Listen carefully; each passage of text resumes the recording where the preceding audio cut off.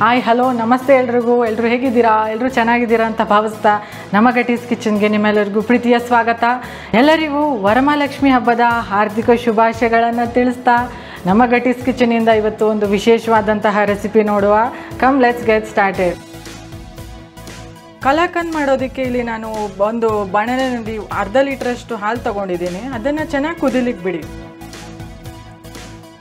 ನೋಡಿ, ಈ ರೀತಿ ಬಾಯ್ಲ್ ಆಗೋವಾಗ ನಾನು ಇಲ್ಲಿ 400 ಗ್ರಾಮ್ಸ್ನಷ್ಟು ಪನ್ನೀರ್ ತೊಗೊಂಡಿದ್ದೀನಿ. ಸ್ವಲ್ಪ ಚೆನ್ನಾಗಿ ಮಿಕ್ಸ್ ಮಾಡಿಕೊಂಡು ಒಂದು 10 ನಿಮಿಷಗಳ ಕಾಲ ಬೇಯಿಸ್ಕೋಬೇಕಾಗತ್ತೆ. ನೋಡಿ, ಈ ಥರ ಇಷ್ಟು ಕನ್ಸಿಸ್ಟೆನ್ಸಿ ಬರೋವರೆಗೂ ನೀವು ಚೆನ್ನಾಗಿ ಬೇಯಿಸ್ಕೋಬೇಕು. ಈ ಸ್ಟೇಜ್ನಲ್ಲಿ ಡ್ರೈ ಫ್ರೂಟ್ಸ್ ಚಾಪ್ ಆಗಿರೋದು ಆ್ಯಡ್ ಮಾಡ್ಕೊಳ್ಳೋಣ.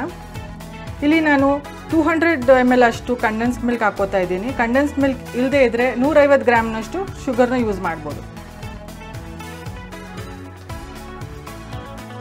ತುಂಬಾ ಅದ್ಭುತವಾಗಿರುತ್ತೆ ಇದೊಂದು ಸ್ವೀಟ್. ತುಂಬಾ ಸಿಂಪಲ್ ರೆಸಿಪಿ. ಇಲ್ಲಿ ಏಲಕ್ಕಿ ಪುಡಿನ ಆ್ಯಡ್ ಮಾಡ್ಕೋತಾ ಇದ್ದೀನಿ.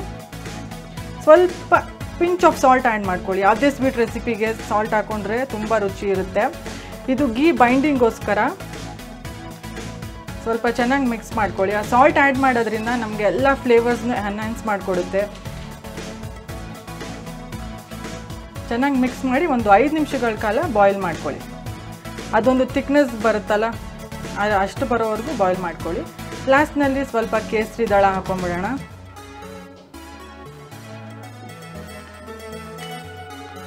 ತುಂಬಾ ಕ್ವಿಕ್ಕಾಗಿ ಫಟಾಫಟ್ ಆಗಂತಹ ಕಲಾಕಂದ್ ರೆಸಿಪಿ ಇದು.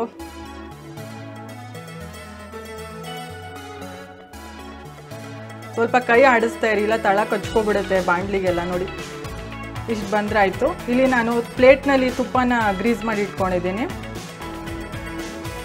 ನಮ್ಮ ಮಿಕ್ಸ್ಚರ್ನ, ಕಲಾಕಂದ್ ಮಿಕ್ಸ್ಚರ್ನ ಇದಕ್ಕೆ ಆ್ಯಡ್ ಮಾಡ್ಕೊಳ್ಳೋಣ.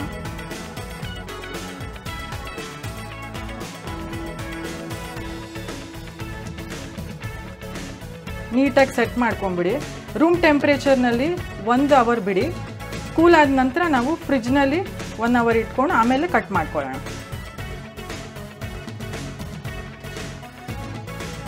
ನೋಡಿ, ಇದು ಫ್ರಿಜ್ಜಿಂದ ತೆಗೆದು ಸ್ವಲ್ಪ ಬಿಸಿ ಮಾಡಿ ಆಮೇಲಿಂದ ನಾನು ಅದನ್ನು ಓಪನ್ ಮಾಡ್ತಾ ಇದ್ದೀನಿ, ಆ ಪ್ಲೇಟ್ನ ದಬಾಕೊಂಡು. ನೋಡಿ, ಸೂಪರ್ ಆಗಿರೋಂತಹ ತುಂಬಾ ಡಿಲಿಷಿಯಸ್ ಆದಂತಹ ಕಲಾಕಂದ್ ರೆಡಿಯಾಗಿದೆ. ಸ್ವಲ್ಪ ನಿಧಾನಕ್ಕೆ ಕಟ್ ಮಾಡ್ಕೊಳ್ಳಿ, ಯಾಕಂದರೆ ಅದು ಪನ್ನೀರ್ ಸ್ವಲ್ಪ ಒಡೆದೋಗೋ ಚಾನ್ಸಸ್ ಇರುತ್ತೆ.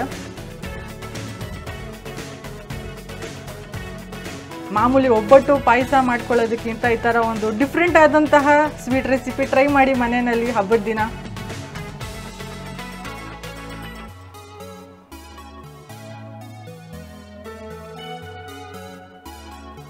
ನೋಡಿ, ನಮ್ಮ ಕಲಾಕಂದ್ ರೆಸಿಪಿ ತಯಾರಾಗಿದೆ.